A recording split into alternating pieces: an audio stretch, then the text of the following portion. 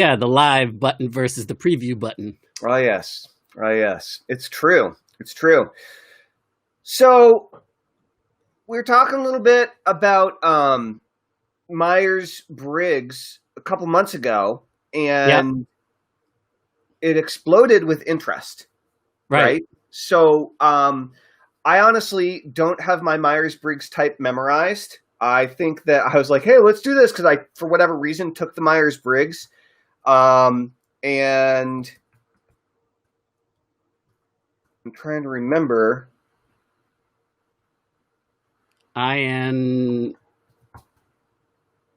Meyers-Briggs results. So what is your...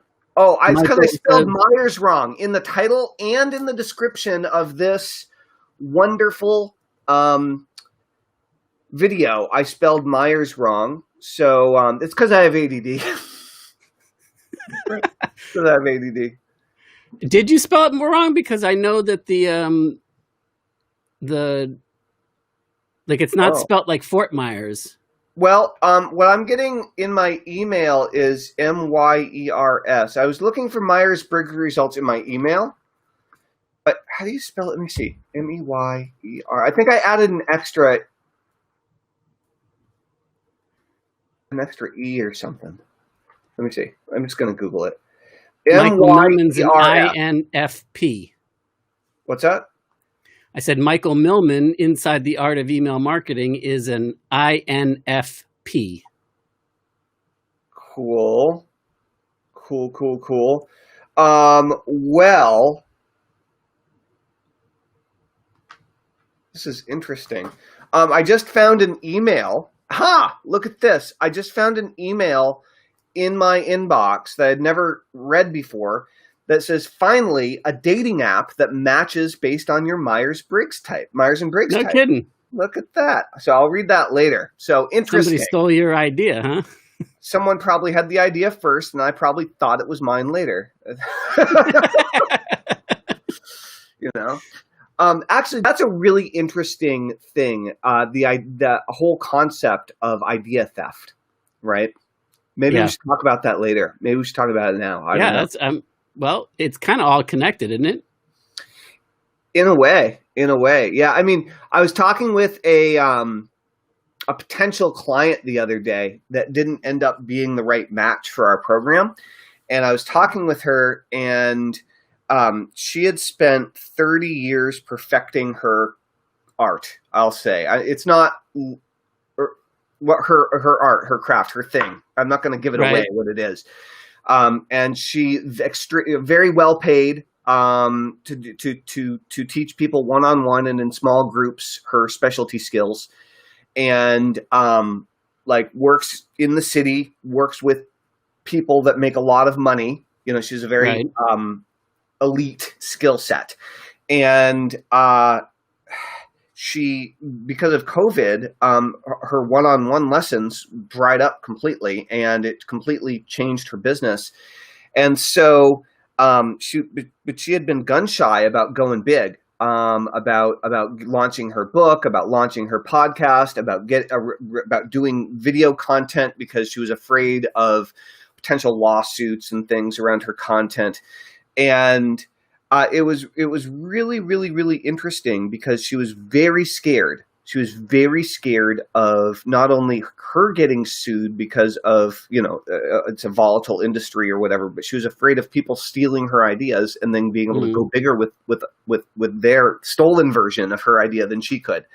Right. And I find that this is a mentality that a lot of inventors have, or would be wildly successful inventors, who never tell anyone about their brilliant ideas because they're so afraid that someone's going to steal their ideas that they never do anything with it. Yep.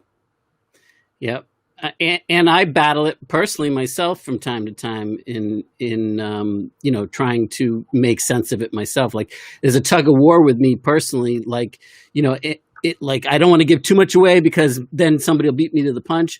But at the same time, when I'm acting in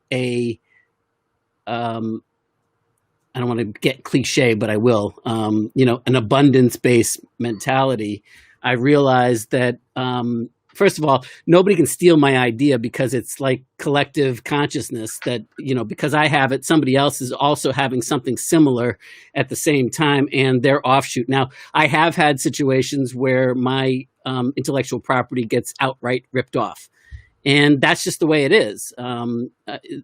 At those times where you get stuck in that, the thing for me is to remember that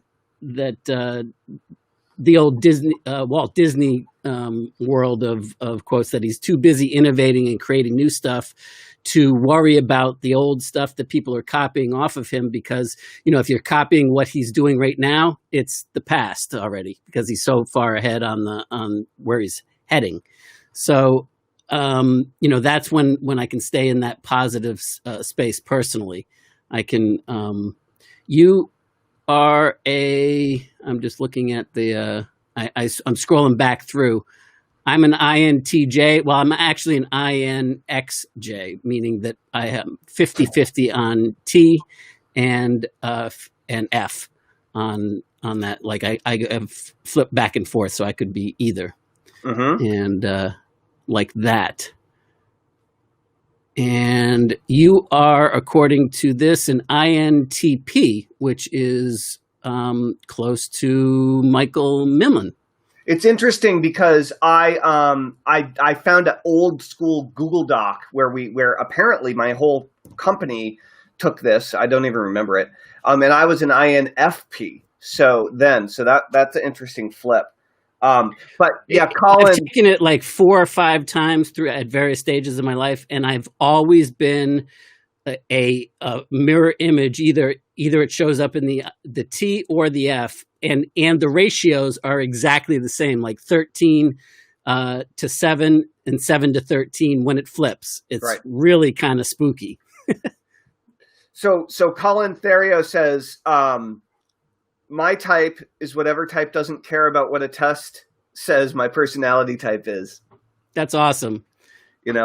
Are you in the cult of copy, Joshua? I am not. Dude, I strongly encourage you to join the Cult of Copy Facebook group run by Colin. It is astoundingly awesome. I know You don't spend a lot of time on Facebook outside of these live streams, but it's worth it. It's worth the daily distraction. So one thing that we found was a couple months ago when we asked the question, what is your type? For whatever reason, that video just exploded. Tons of people jumped on. Everybody was telling us their type. So first of all, what's your opinion on these types of tests, whether it's Meyers-Briggs, Kolbe, or otherwise? What's your type or your score if you have it? And if you hate this kind of stuff, talk about that too, right? I'm very interested in your opinions and thoughts around this kind of stuff. I have found I really like these types of tests, in particular when I'm dealing with groups of people that I'm leading. Okay, when I'm in charge, and if I have a team, in particular in business and in particular employees, right? So a team of people that I am paying to help make, in most cases, my vision a reality, right? I want to know where their natural strengths and natural weaknesses are to the best of my ability. And you don't always have time to work with people for years and years and years when you're putting a team together. And to know where people are likely to succeed and where people are likely to fall down, right? So I really like these tests because it helps me to assemble better teams and be able to understand when people do what I perceive as stupid shit, when people do something dumb, like it's dumb, like why would you possibly do it that way? And then, oh, that's your Kolbe score. All right, I don't like that you made that choice, but at least I can understand where you're coming from. That for me, that's very helpful. And if they know your Kolbe score, then they know exactly why you're calling them an idiot. Right. So, you want me to say something? No. So, very curious about, do you, at the same time, it's like, to Colin's comment. Yeah, I'm in total alignment with what Colin said. It's like, do you really want to put yourself into a little box? Is it really necessary?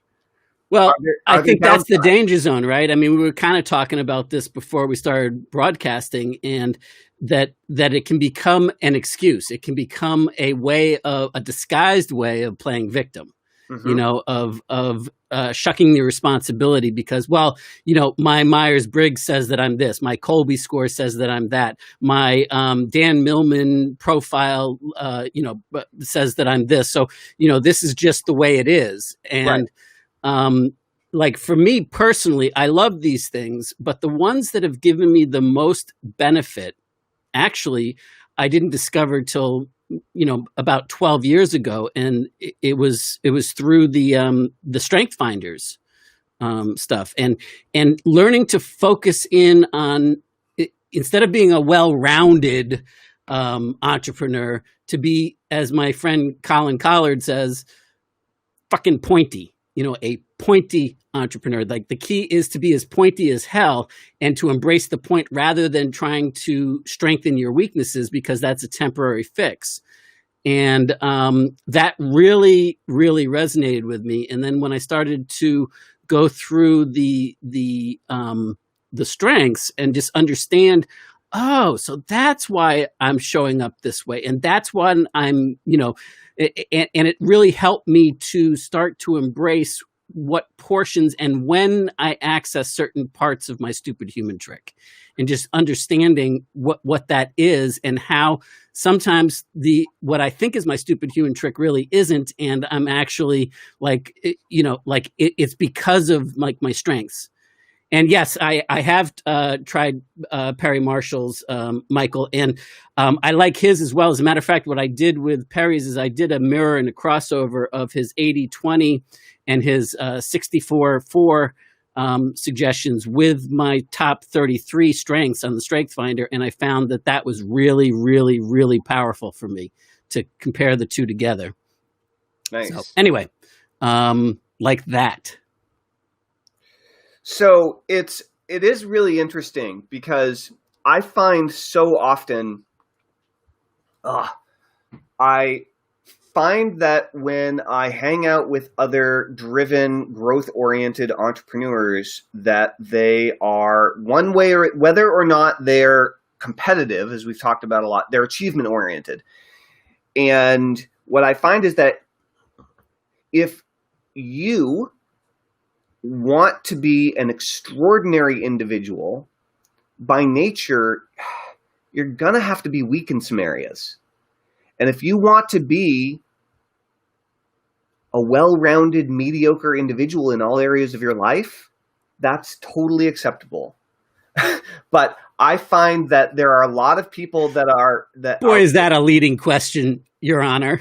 But I'll tell you what, there are so many people that are just willing to chill, that are just willing to sit back and like coast down the stream on the big inner tube, and they just don't want to do anything else. And I find it very interesting to talk about achievement and focus, and really focusing on your strengths with people that generally focus on being well-rounded, right, and balanced. And there is a lot of room for balance when you tend to go overboard in all sorts of other areas. I'm not saying that balance isn't valuable, but it's, I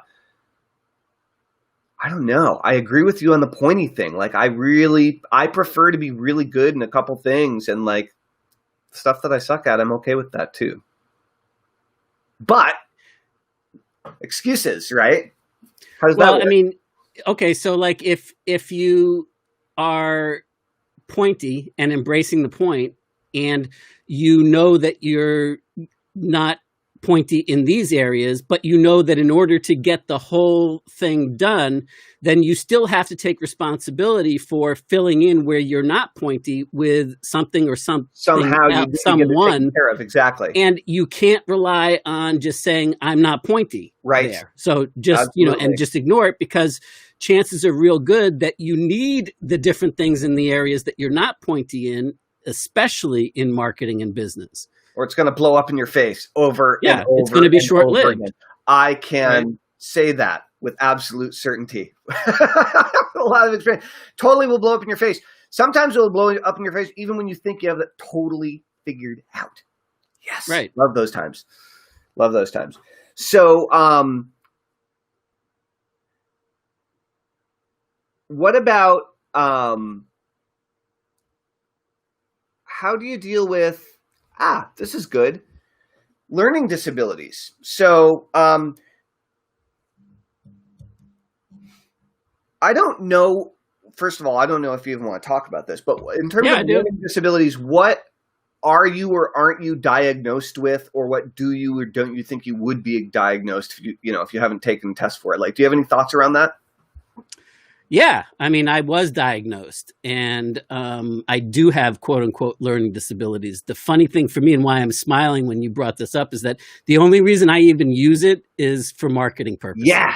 Yes. That's the only reason I share from that standpoint reality, because it's something that's true about me. But the interesting thing about that is that I did not know that I had them until I was graduated as number one in my class in high school, graduated top of my deal in trade school, and was looking to take the SATs to start college while I was still in trade school. And I knew that I hated reading. I knew that I was really slow at reading. I knew that my comprehension was different than everybody else. And rather than just take the Stanley Kaplan, which I ended up doing to prep for the SATs, my family suggested, hey, why don't you take some testing to find out, what areas you should, hone in on that are different for you, that are, and that was part of the well-rounded school of thought back then, right? So that you could get good at taking the test. And that's when I was diagnosed. So I didn't get diagnosed with learning disabilities until I was, I guess, like 2021, something like that. No, it was like 19 or 20, because I graduated high school at 17, and I went to trade school for 2 years and graduated trade school at 19. And it was in between trade school and college that I did that. And so it was useful, but I ended up telling all of the people that took the tests that they were full of shit, and that all it meant was that I learned differently. And guess what? We all learn differently. There is no universal way to learn, right? I mean, there are some things. So I embraced it. But when it came time to put my first marketing piece together for NPOD, is when I said, well, what's something that's unique about me, and why did I develop the product the way I did? Well, it was because it needed to work for me. Right. And so it made for a great marketing story. It made for a great conversation, and it got people off the subject of, well, you've got to be like really smart or really this or really that to be able to have success with it. I'm not you. Right. And, so I used it to that degree, and I still use it to that degree today. And also, I'm the first to acknowledge that it doesn't mean jack shit. And the other side of it is that whenever I take any of these, personality profiles or these things personally, I do it with the intention of self-discovery, to see, to get introspection on myself and see how I'm showing up in the world with other people. Because what I get pissed at other people about, I've learned to discover that I'm pissed at myself, because it's my trait that I'm projecting outwards. And if I can, I just am blind to it, right? So that's my signal of trying to, take responsibility, not be a victim, and, step into that role personally. And by the way, I was diagnosed as ADD much, much, much later. And as a matter of fact, it was my good friend Colin Collard. He said, yes, you're ADD. All fucking entrepreneurs are ADD. That's kind of like a trait of all of us. Some of us are a greater or less degree, but yes, you are. So I started to look into it. And I remember Rich Sheffrin telling the story of when he was diagnosed, quote unquote, as being ADD, and how he's very resistant to it at first. So anyway. No, it's very interesting. Okay, here's one for you. So I also And I've gotten better and better at this, but I've realized when I get angry, when I get frustrated, especially if I get to the point of like raising my voice, I've realized, oh, okay, I'm really reacting to something that I'm just reacting, complete reflex, and it's something that I'm overly sensitive to, right? So if I'm getting in any way emotionally agitated or out of control in a negative way, right? Just angry, upset, pissed, like if I find myself scowling at somebody, right? Then I'm like, okay, right? This is definitely my fault, right? I'm regardless of what they're doing, I'm being ridiculous. I found that once you've realized this about yourself, this is a very hard thing to tell someone else when they're yelling at you or when someone else is upset with you. It's a very challenging message to get across.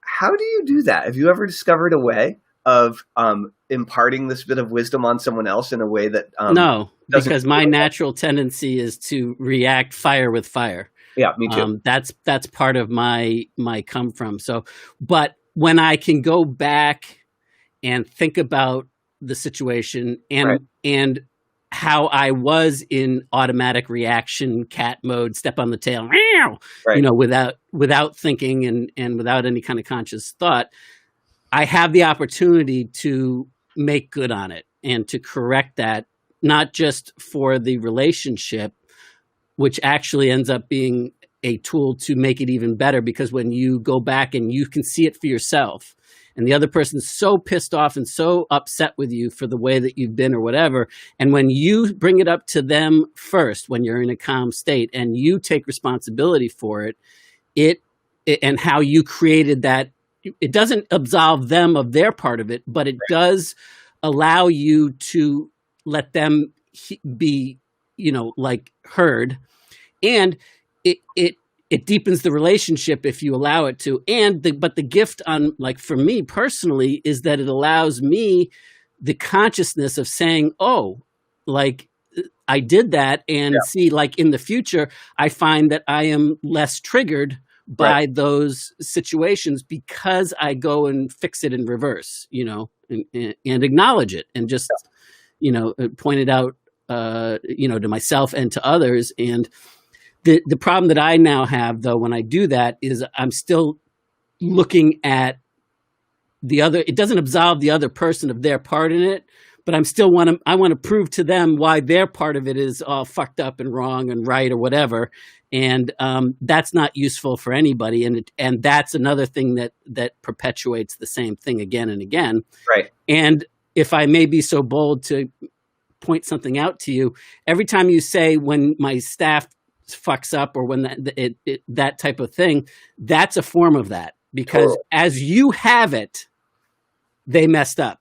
But how you have it is just how you have it wired. Right. It doesn't say anything about how they have it and their point of view. And really, at the end of the game, like I was taught something.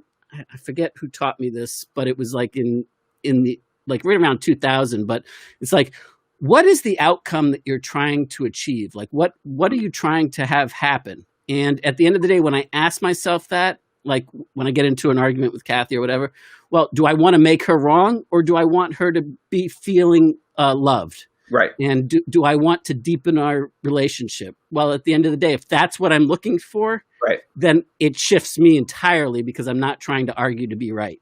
That's right. And often those are exactly those points where you have to fight against, or where I have to fight against, a lot of natural tendencies that would classify me in one of those little boxes, depending on the personality type that I took, where I should be reactive, or I should be easily agitated, or I should be, interrupting, or I should be thinking about 25 things at a time. Yet, what are you really trying to accomplish, right? Put in the extra effort sometimes, right? Yeah, for sure. For sure. Like, what are you, what are you trying to, what would be an ideal outcome in this situation? What are you trying to, see happen? And it's such a useful question, because it also allows you to be objective and not be in the moment so much, and to say, all right, For me, it happens more after the fact, but as the more that I do it after the fact, then it becomes a better way of dealing in the fact. So this is interesting. So what, it's a little bit of a jump, but what if we went and we looked at all the previous NPOD students and clients, and we were to ask ourselves, who built at least one successful business as a result of going through NPOD? And we called them all up. We're like, yo, what's your Meyers-Briggs type? Now, there are enough Meyers-Briggs, there's like 16 of them, right? Yes, I believe so. There are enough that it might be too watered down in terms of the number of people we can get in touch with and the number of people we can get to take the test. We might not be able to see a pattern. But I was just thinking about, I wonder what the natural patterns are for Kolbe, for Meyers-Briggs, or whatever, that indicate, pre-indicate someone that would be successful. I think it's a rabbit hole that's not worth even going down, and here's why. When the student is ready, the teacher will appear. True. Idea. True. And that's number one. And number two is, until recently, I really didn't know all the profound impact that I did have. Mm-hmm. I knew about the few that I had become friends with. I knew about them, but like Ted, for example, I didn't know the impact that it had made on him. When I joined the Art of Email Marketing after you were pestering me for months and months and months, and you posted that crazy post, and all the people that started talking about how the marketing that I put together for NPOD and NPOD itself and how that had made an impact on them, I didn't know. I didn't have any clue the impact that it had made for people. So, I don't know that you can prejudge, what that looks like. And right. I think you're going to find that, it comes from all walks of life. And when they're ready, they're ready. Plus the fact and that it's biased to begin with, because how I did my marketing is biased and slanted towards me. So it has a general appeal to people that are on the cusp of thinking like me at some point. That is part of what I'm looking for, right? Is not just people who are going to be successful. People that are going to be successful with NPOD, right? Specifically.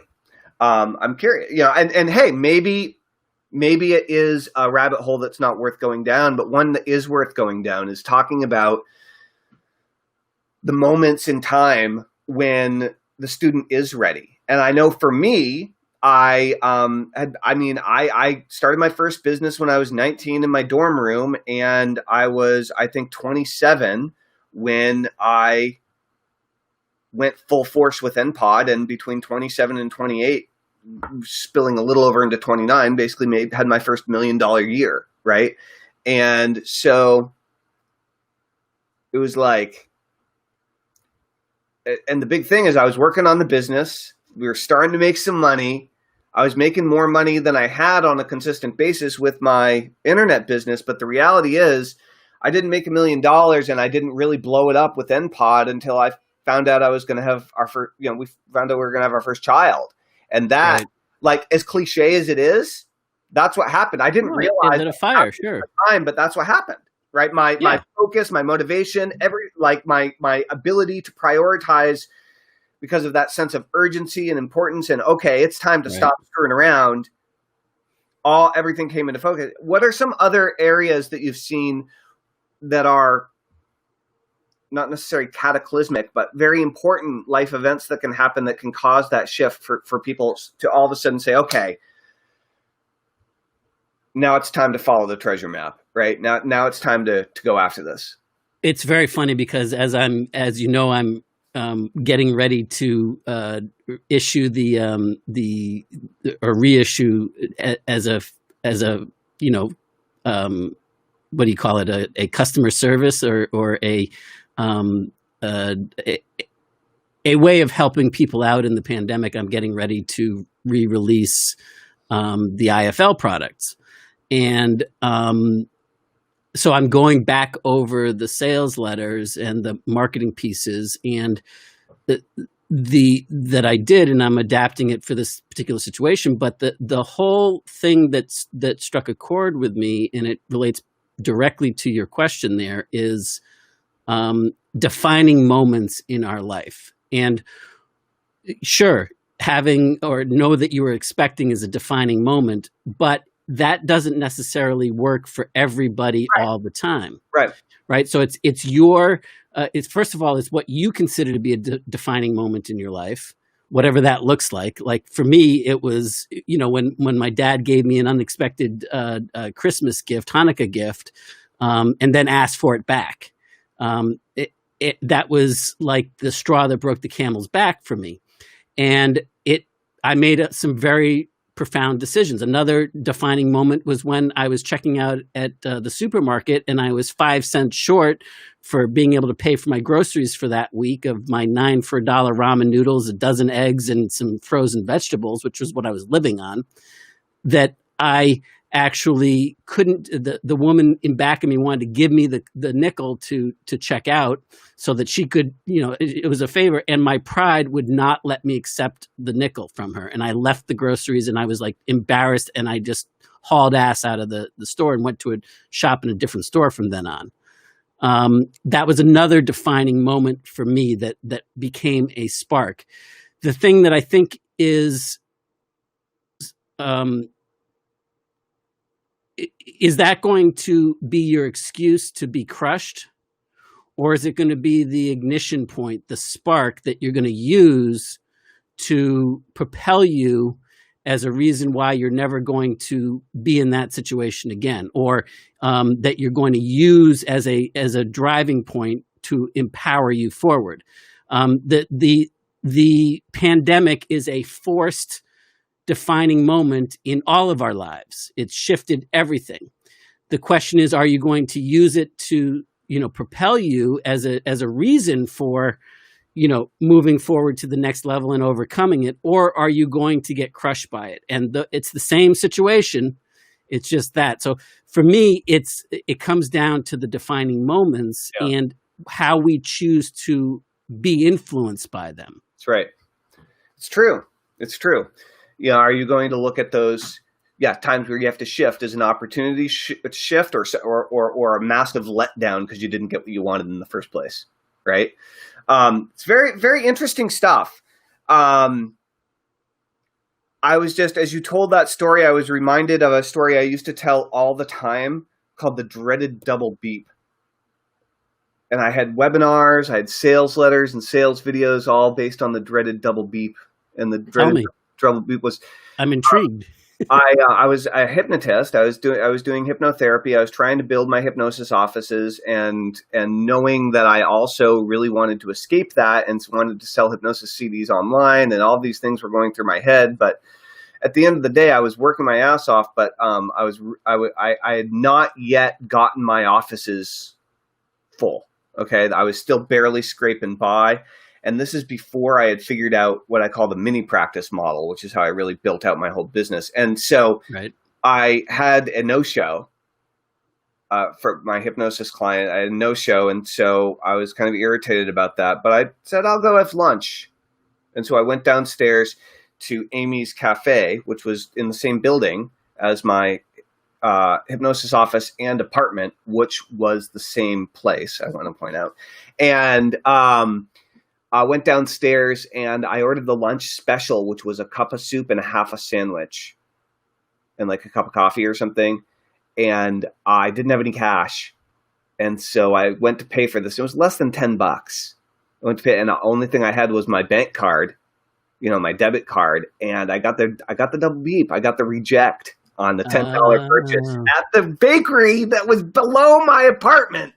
And I was just so embarrassed. I was like, I had to borrow money from a friend on the street in order to pay my lunch while I was wearing a tie, and I was just like, I am such an asshole. And it helped. That was a defining moment that really, but what happened, Joshua, was in my mind, as you were talking, I have to say that I went on a crazy tangent in my head because I realized that I have a decade of amazing marketing stories and materials that I haven't tapped back into since we really started shifting back to teaching, or since I shifted back to teaching people email marketing and list building again on a larger scale. And I was like, oh my gosh, I have so many award-winning, proven presentations and sales videos that happen to be true. What's that? That happen to be true. I mean, it's not just a good marketing pitch. I forgot about because I've only been doing the hypnosis stuff for the last 9 years, and so I just remember. I'm exactly the same way as I start going through all the stuff, and I start, holy shit! Like I totally get what you're saying right now. Yeah, it's like gold mine. So really excited to start retelling some of those old stories. It's really good.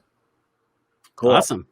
Well, guys, if you are the student and you really want to learn this email marketing stuff, you want to build an audience, you want to build a list, you want to build a following of people that you can sell your products and services to, whether you're a coach or a consultant, a business owner or a serial entrepreneur, perhaps even a freelancer or a salesperson that's looking to shift your business from the one-to-one to a one-to-many environment.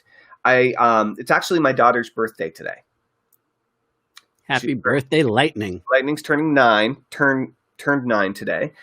And so I actually don't have a ton of time this week, but I do have a handful of private session consultation appointments available. So if you want to know how to do this stuff, if you're ready to really expand your following and grow your business and get some leverage in ways that you haven't before, as well as creating a truly automated system for lead generation and a sales process that will do the heavy lifting for you and really take all that day-to-day work off your shoulders, then I think you might really like what we have going on. So if you're interested in learning list building, interested in really building your list and building your platform, building your audience, then go to letstalkprivately.com. I don't think I have my super secret high-tech. Let me see if I can bring mine up. Oh yeah, I'll just a little big there. There we go. We'll just do a little of that. Let's talk privately.com. I guess we could go back there. Yeah. Here, I can make it even smaller. Hang on. I'm hanging. Don't go away, mad. Just go away. Let's talk. So yeah, if you want to chat about that, if you're interested in really mastering this art, then I would be more than happy to chat with you, and we could talk about what you're working on, the goals for you and your business that you have right now. And if our process will help you, then we'll tell you all about it. And if not, then I will point you in the direction of someone or something that would be more aligned to what it is you're working toward as an entrepreneur and a business owner. Awesome, Joshua. Great connecting on this. I just wanted to acknowledge Max Cantor about I'm not really sure what we were talking about, but he said, yes, years ago when I was younger, I would stutter when I read aloud. But if I put on a pair of headphones, I couldn't hear myself. I was speed reading. Oh, wow. That's wild, man. I was just reading an article about some of the new brain science behind stuttering and some of the new discoveries around that. But one thing I hadn't ever heard of before was the relationship between stuttering and speed reading. That's fascinating. Very fascinating. I think that came up while we were talking about learning disabilities. Yeah. Cool. And I believe it's, I'm probably not pronouncing this right, but Tana is a proud ENFP. So I just want to acknowledge the joy and love that people are giving us while we went on our monologue tangents that were intriguing to us, but maybe not interesting to other people. Great. Awesome. Well, thank you, Tana. Thank you, Max, Michael, and everyone else that's joined us here today. All right. I think we're going to wrap. We'll see you guys tomorrow. Sounds like a plan, man. Rock and roll. Over and out. Later. Toodaloo.